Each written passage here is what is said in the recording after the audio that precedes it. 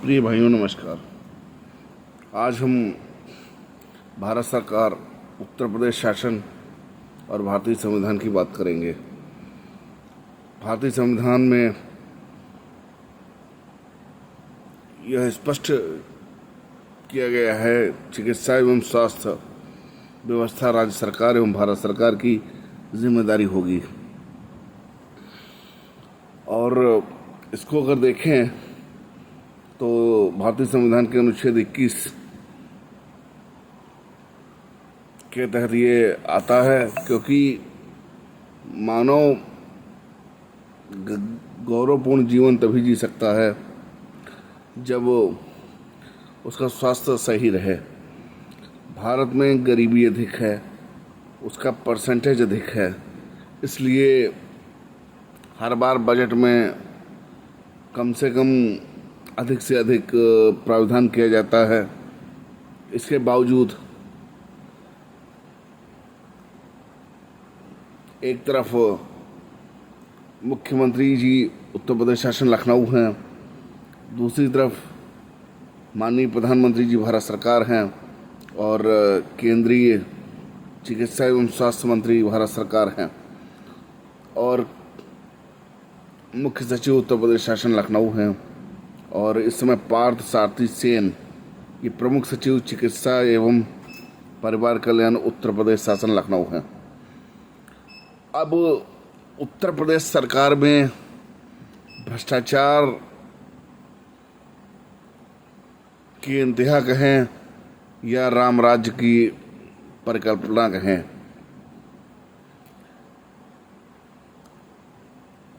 चुनाव 5 साल बाद आता है। जनता एक बार अपना वोट दे करके सरकार बना देती है।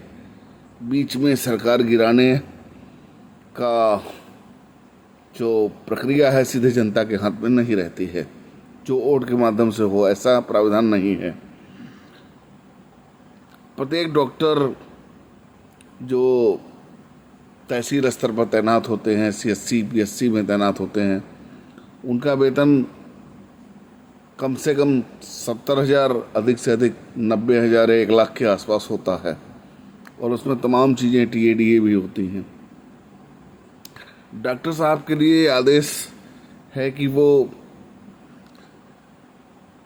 अस्पताल में ही रुके, उनका स्टाफ रुके, लेकिन उत्तर प्रदेश सरकार के यशस्वी मुख्यमंत्री जी या उप मुख्यमंत्री जी जबकि निरीक्षण में भी आए थे, मेरी मुलाकात भी हुई थी।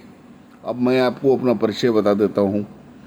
मैं AP Singh, editor in chief AINHR 24 news और मुख्य ट्रस्टी एवं राष्ट्रीय अध्यक्ष राष्ट्रीय अखिल भारतीय मानवाधिकार न्याय एवं विधि सुरक्षा संरक्षण ट्रस्ट, महमूदाबाद, सीतापुर, उत्तर प्रदेश, भारत।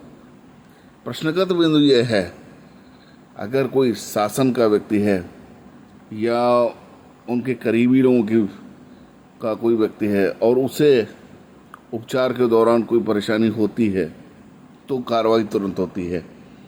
अब एक कानून में एक जांच शब्द का इस्तेमाल होता है, बहुत सुंदर शब्द है जांच। इस सुंदर शब्द के पीछे भ्रष्टाचार, तमाम चीज़ें छिपा ली जाती हैं, आरोपी को बचा लिया जाता है और जो CSC PSC की स्वास्थ्य सेवाएं हैं उनकी मेन जिम्मेदारी जिला अधिकारी सीतापुर और मुख्य चिकित्सा अधिकारी चिकित्सा एवं परिवार कल्याण सीतापुर और उप जिला अधिकारी की होती हैं। और यहाँ पर सबसे महत्वपूर्ण बिंदु यह है, माननीय चिकित्सा एवं स्वास्थ्य मंत्री भारत सरकार और राज्य सरकार दोनों के ही निर्देश थे कि डॉक्टर सीनियर कौन होगा, L3 कैडर का ही डॉक्टर आपका CSC PSC का चिकित्सा अधीक्षक होगा। लेकिन पैसा, रिश्वत, घूसखोरी, भ्रष्टाचार और शासन की अनदेखी, जब किसी मामले में किसी शिकायत का संज्ञान शासन नहीं लेता है और शासन में भी एक प्रणाली है, शासन में एक भेदभाव है। किसी सांसद विधायक का लेटर है तो VIP, किसी मंत्री ने लेटर लिखा है, लोकसभा का क्वेश्चन है, विधानसभा का क्वेश्चन है या कोई हाई कोर्ट या सुप्रीम कोर्ट का मामला है तो वीवीआईपी, मुख्यमंत्री संदर्भ है तो वीवीआईपी। इसके बाद में अगर कोई आम जनता हम पत्र भेजें या कोई भेजे तो उस पर लिखा होता है अन्य, अन्य की मोहर लगी होती है। मतलब उस पर कोई आपको खास कार्य नहीं करना होता है। जिस अधिकारी को आप भेजते हो उसका केवल सिग्नेचर होता है नीचे। जैसे प्रमुख सचिव ने भेज दिया सचिव स्वास्थ्य को तो इतना लिखा होगा सचिव स्वास्थ्य, फिर साइन बना होगा। महोदय के पास इतना समय नहीं है कि उसको पढ़ करके उस पर उचित निर्देश दें। और इसके बाद सीएचसी महमूदाबाद की हम बात कर लें। अभी रोहित कश्यप नाम का एक व्यक्ति है और महिला अस्पताल है, जहां सीतापुर जनपद और फतेहपुर बाराबंकी की दूरी बहुत कम है। वहां की जो मूल रूप से निवासिनी हैं और वो चिकित्सा के क्षेत्र में डॉक्टर बन के आई हैं, उनकी तैनाती सीतापुर ज़िले में कम से कम 5 से 10 साल से अधिक हो गया है। और भ्रष्टाचार बढ़ाने का एक सबसे बढ़िया औजार है कि स्थानांतरण नीति का घोर उल्लंघन, जो Bharatiya Janata party, Samajwadi party, Bahujan Samaj party, तीनों पार्टी में ऐसा किया गया। स्थानांतरण नीति का पालन नहीं।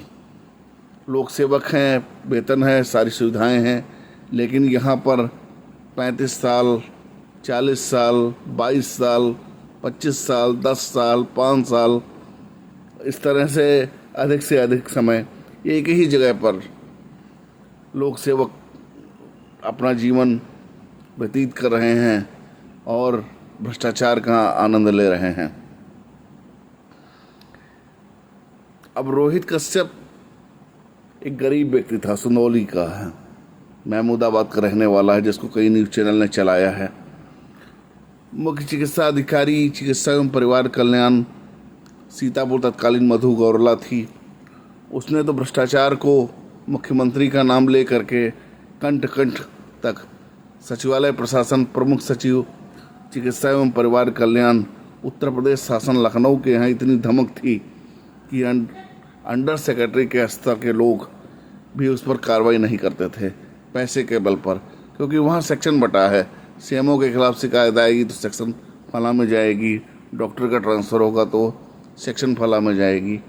तो जब मधु गौरला ने इतना भ्रष्टाचार किया, महमूदाबाद, सीतापुर, लहरपुर, बिसवा, हर जगह पर फर्जी अस्पताल, बिना रजिस्टर्ड अस्पताल खुलवाए, उनका बोर्ड लगा।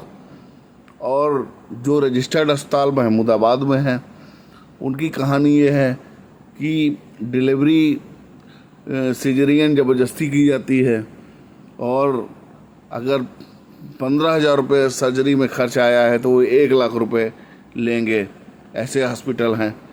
और फतेहपुर रोड पर भी एक हॉस्पिटल है, अवध हॉस्पिटल, जो लगातार 2-3 वर्षों से कार्य कर रहा है बिना रजिस्ट्रेशन के, और लोगों को मौत के मुंह में डाला जा रहा है ज़बरदस्ती। थाना महमूदाबाद में कुछ लोगों के खिलाफ एफआईआर भी हुई है, लेकिन विभागीय जांच की आड़ में बच जाते हैं। जब मामला होता है तो नोडल अधिकारी जांच करते हैं, फिर मामला पैसे के आगे रफा दफा हो जाता है। और पैथोलॉजी सेंटर, ठीक अस्पताल के सामने पैथोलॉजी सेंटर चल रहा है, उसका रजिस्ट्रेशन नहीं है।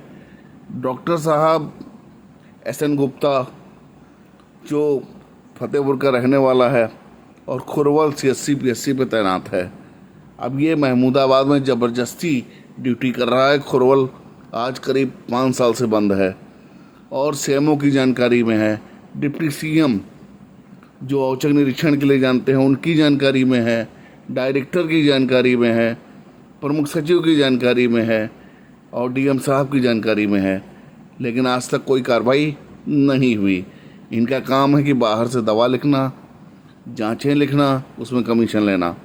दूसरा डॉक्टर है डॉक्टर विपिन वर्मा, जो भारतीय जनता पार्टी के किसी एक नेता का खास रिश्तेदार बनता है और आए दिन सांसद जी को बड़ा अपना करीबी बताता है और जनता से अभद्र व्यवहार के लिए जाना जाता है। कभी अधिवक्ताओं से अभद्र व्यवहार करता है, अधिवक्ता हड़ताल पर जाते हैं। और आपकी चोट लगी है, दलित अधिनियम लिखाना है, पैसे लेकर जांच रिपोर्ट तैयार करना, इन दोनों डॉक्टर का काम है। और जबकि डॉक्टर विपिन वर्मा CSC महमूदाबाद में तैनात नहीं है, इसकी वर्तमान तैनाती पोखरा कला में है। लेकिन माननीय मुख्यमंत्री जी बहुत तेज़ी से बोलते हैं, जीरो टॉलरेंस है, भ्रष्टाचार नहीं है। जब जब मैंने शासन में प्रमुख सचिव को फ़ोन मिलाया है, तब तक उनके निजी सचिव से बात हुई है, कभी भी प्रमुख सचिव से बात नहीं हो पाई। शासन इतना गंभीर है। और जब यहाँ पर कुछ डॉक्टर 2009 से तैनात हैं और 23 चल रहा है, ट्रांसफ़र नहीं हो रहा। दूसरी बात, कम से कम 3-4 महिलाओं की जान चली गई, डॉक्टरों के ऊपर कोई फ़र्क नहीं पड़ा। CMO जो आता है, नोडल अफसर जो आता है, उसको आर्थिक लाभ से मतलब है। इनका कोई विभागीय निरीक्षण भी होता होगा, उसमें भी मामले नहीं आए कभी, क्योंकि निरीक्षण करने की ज़रूरत ही क्या है। अभी नए जो CMO साहब आए हैं, उनको भी मैंने फ़ोन पे बताया, उनको मैंने सारी चीज़ें बताई और रिकॉर्ड में भेजा।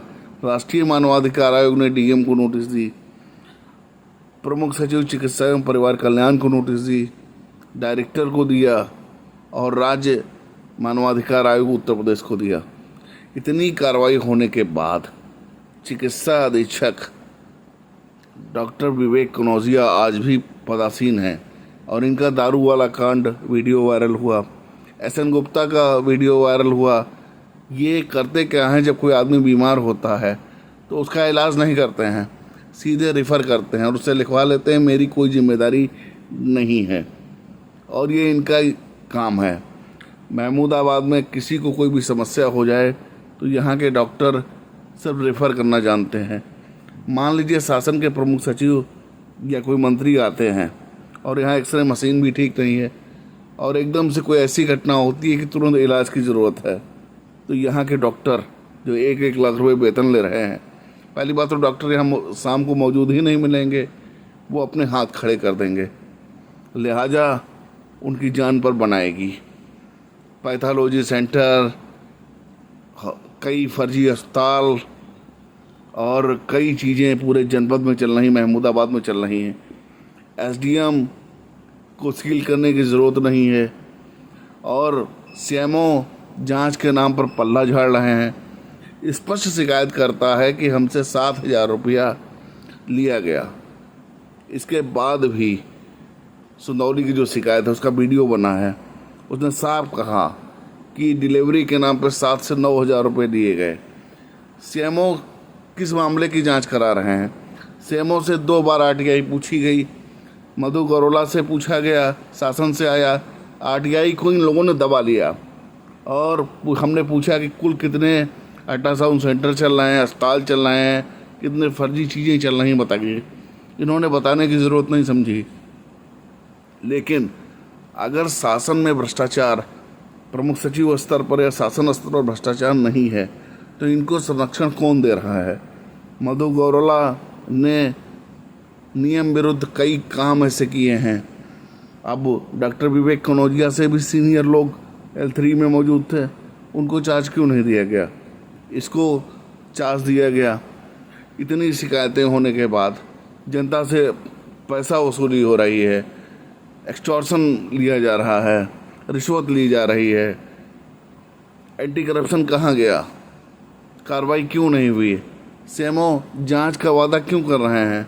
टेलीफोन मिलाइए तो सीतापुर ज़िले में चाहे पुलिस कप्तान हो या जिलाधिकारी हो, कोई अफसर हो, सीधी सी बात है, PRO तक ही रह पाएंगे, उनसे सीधे बात नहीं हो सकती। आप हाई कोर्ट के रजिस्ट्रार से बात कर सकते हैं, चीफ जस्टिस से बात कर सकते हैं, लेकिन आप ज़िले के ज़िलाधिकारी से बात करने में समस्या होगी। जब स्थानांतरण नीति है, उसका पालन है, तो मुख्यमंत्री कौन होते हैं और क्या उनका अधिकार है कि स्थानांतरण नीति का पालन स्वास्थ्य विभाग, पुलिस विभाग, ग्रामीण अभियंत्रण विभाग इन सब में नहीं कर रहे हैं। जनता को इसका खामियाजा भुगतना पड़ रहा है। डिप्टी सीएम पाठक जी आए थे, मैंने उनके सामने सारी चीज़ें रखी थी पहले, लेकिन कोई कार्रवाई नहीं हुई। एसएन गुप्ता आज भी खुरवल नहीं जाता है और यहीं महमूदाबाद में कमीशन खोरी करता है। कोई भी अस्पताल रजिस्टर्ड नहीं है।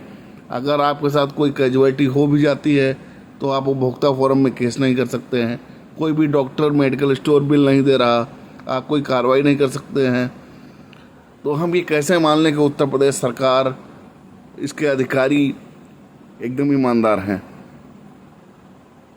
अरे निलंबन तो निलंबन है, कोई कार्रवाई करने की स्थिति में मुख्य चिकित्सा अधिकारी चिकित्सा एवं परिवार कल्याण सीतापुर या जिला प्रशासन नहीं है। जबकि थाने से रिपोर्ट मंगा ली जाए तो इन्हीं झोला छाप डॉक्टर, फर्जी अस्पताल और जो ये पैथोलॉजी सेंटरिंग के चक्कर में 3 महिलाओं की जानें गई हैं। और जब ऐसा मामला होता है तो पैसा दे करके, क्षतिपूर्ति दे करके समझौते की बात आ जाती है, मामला ख़त्म हो जाता है, फिर अगले की जान पे बन आता है। तो इसमें सीएमओ को स्पष्ट रूप से अपना स्पष्टीकरण देना चाहिए, डीएम सीतापुर को स्पष्टीकरण देना चाहिए। प्रमुख सचिव चिकित्सा एवं परिवार कल्याण उत्तर प्रदेश शासन लखनऊ पार्थ सारथी सेन को इस पर बोलना चाहिए, बताना चाहिए। जब कोई भारत सरकार या शासन का पत्र शासन को जाता है जांच के लिए तो शिकायतकर्ता को पता ही नहीं चलता है और जांच में लीपापोती होकर फाइल बंद हो जाती है। इतना बड़ा भ्रष्टाचार और रैकेट और स्कैम है कि आरटीआई तक उपलब्ध नहीं कराई जाती है। और ये लोग भारतीय संविधान की दुहाई दे रहे हैं, कानून की दुहाई दे रहे हैं। अगर आम आदमी की गलती होती तो एफआईआर होता। ये जो फर्जी अस्पताल चल रहे हैं, क्या इसमें सीएमओ की जिम्मेदारी नहीं है? ज़िले के डीएम की जिम्मेदारी नहीं है? या प्रमुख सचिव की जिम्मेदारी नहीं है? क्या आखिर किसकी जिम्मेदारी है? फर्जी अल्ट्रासाउंड सेंटर चल रहे हैं, फर्जी पैथोलॉजी सेंटर चल रहे हैं, फर्जी मेडिकल स्टोर्स चल रहे हैं। इन सब मामलों में आखिर इंसान कोर्ट जाकर एफआईआर कराए, ये जिम्मेदारी किसकी है? 6 से 7 हज़ार से 9 हज़ार रुपये सीजेरियन के महिला अस्पताल में क्यों लिए गए? आखिर ये वीडियो वायरल हुआ तो प्रमुख सचिव क्या वीडियो नहीं देख रहे हैं? सीएमओ को जानकारी दी गई तो सीएमओ ने अभी तक निलंबन कार्रवाई क्यों नहीं की? आखिर किस बात की जांच करेंगे? कानून कहता है जिस मामले में प्रत्यक्ष सबूत होते हैं उसमें जांच की जरूरत नहीं होती है, सीधे निलंबन, एफआईआर और बर्खास्तगी की कार्रवाई होती है। आखिर वो क्यों नहीं हो रही है? जनता को मरने के लिए क्यों छोड़ा गया है? अनरजिस्टर्ड अस्पताल क्यों महमूदाबाद में चल रहे हैं? इनकी बाढ़ क्यों आई है? पैथोलॉजी सेंटर क्यों चल रहे हैं? अल्ट्रासाउंड सेंटर क्यों चल रहे हैं? डॉक्टर बाहर की दवा क्यों लिख रहे हैं? और अभी तक एक्सरे मशीन क्यों नहीं लगी है? जितना स्टाफ मौजूद है वह स्टाफ प्रतिदिन क्यों नहीं आता है? डॉक्टर्स की रीपोस्टिंग क्यों की जा रही है? समय पूरा होने के बाद डॉक्टरों को क्यों नहीं हटाया गया? झोला छाप डॉक्टर अनरजिस्टर्ड अस्पताल में ऑपरेशन के दौरान प्रसूता की 3 मौतों का मामला थाना कोतवाली महमूदाबाद में है। आखिर अभी तक जांच के नाम पर, विभागीय जांच के नाम पर नोडल अधिकारी या मुख्य चिकित्सा अधिकारी चिकित्सा एवं परिवार कल्याण सीतापुर क्यों बचा रहे हैं? मधु गौरवाला जहां भी रही हैं इनके ऊपर भ्रष्टाचार के आरोप लगे हैं। डॉक्टर विवेक कनौजिया L3 कैडर में जूनियर हैं, इनको यहाँ का चार्ज क्यों दिया गया है? जबकि इनका शराब कांड भी वायरल है। एसएन गुप्ता यहाँ महमूदाबाद में यहाँ पोस्ट नहीं है, खुरोल में पोस्ट है, तो उसको संबद्ध क्यों किया गया है? माननीय मुख्यमंत्री जी ने संबंधीकरण तुरंत 2017 में समाप्त किया था। क्या ये बात सीएमओ को नहीं पता है या प्रमुख सचिव को नहीं पता है, मुख्य सचिव को नहीं पता है? तो महमूदाबाद में ऐसा क्यों हो रहा है? किसका दबाव है? बाहर से दवाएं क्यों लिखी जा रही हैं? मुझे लगता है जब तक आदमी सत्ता में रहता है तब तक उसे सुनाई नहीं पड़ता है और ना ही वो कोई कार्रवाई करता है। विपक्ष में आने के बाद वो राजा हरिश्चंद्र के रिश्तेदार की तरह कार्य करता है। ऐसी स्थिति में शासन से अनुरोध है कि जो भी चीज़ें हैं उन पर तुरंत जांच कराई जाए और सारे अधिकारियों के खिलाफ कड़ी कार्रवाई करते हुए निलंबित किया जाए और इस मामले को विजिलेंस को सौंपा जाए, एंटी करप्शन को सौंपा जाए कि यह मामला क्यों हो रहा है। और अगर किसी भी भ्रष्टाचार की शिकायत मिलती है तो हमारे ट्रस्ट में आप शिकायत कर सकते हैं। जबकि मैंने इस मामले को केंद्रीय सतर्कता आयुक्त भारत सरकार को भी भेज रखा है। अस्पताल पूरी तरीके से मौतों की कब्रगाह बन गया है। यहाँ के डॉक्टर सीधे इलाज नहीं करते हैं बल्कि रिफ़र करते हैं। अच्छे डॉक्टरों को अधिकारी रहने नहीं देते हैं, कोई ना कोई कमी निकाल करके उनका ट्रांसफ़र कर देते हैं। ऐसी स्थिति में अब कड़ी कार्रवाई की जाए और जो आरटीआई शासन से मांगी गई है, शासन ऑनलाइन उपलब्ध कराए। चिकित्सा एवं परिवार कल्याण उत्तर प्रदेश शासन के जो नोडल अधिकारी हैं लखनऊ में, उनसे मैंने आरटीआई मांगी है और मेरे ईमेल आईडी और मोबाइल नंबर से है। नोडल अफसर 8-8 दिन हो जाता है मामला ट्रांसफ़र नहीं करते हैं। जो विशेष सचिव स्तर के अधिकारी होते हैं, ये आईएएस होते हैं, और इनकी ये हालत है कि आरटीआई को ट्रांसफ़र नहीं करते हैं। तो इस पर भी एक गंभीर मामला है, क्योंकि 10 रुपये अगर हम देते हैं तो उपभोक्ता संरक्षण अधिनियम 1986 के तहत आपके ऊपर कंज्यूमर फोरम में भी जन सूचना अधिकारी के ऊपर मुकदमा कर सकते हैं। ऐसी स्थिति में NCW, राष्ट्रीय महिला आयोग, राष्ट्रीय मानवाधिकार आयोग संज्ञान लें। उत्तर प्रदेश में महमूदाबाद CSC और यहाँ रह रहे लैब टेक्नीशियन यहाँ राजनीति करते हैं। लैब टेक्नीशियन के इशारे पे काम होता है। पूरी राजनीति लैब टेक्नीशियन ही बनाते हैं। जो लोकल स्तर के रहने वाले लोग हैं, चाहे वो लैब टेक्नीशियन हो या कोई हो, 5 साल से अधिक का समय हो गया है, उनको तुरंत महमूदाबाद से ट्रांसफ़र की ज़रूरत है।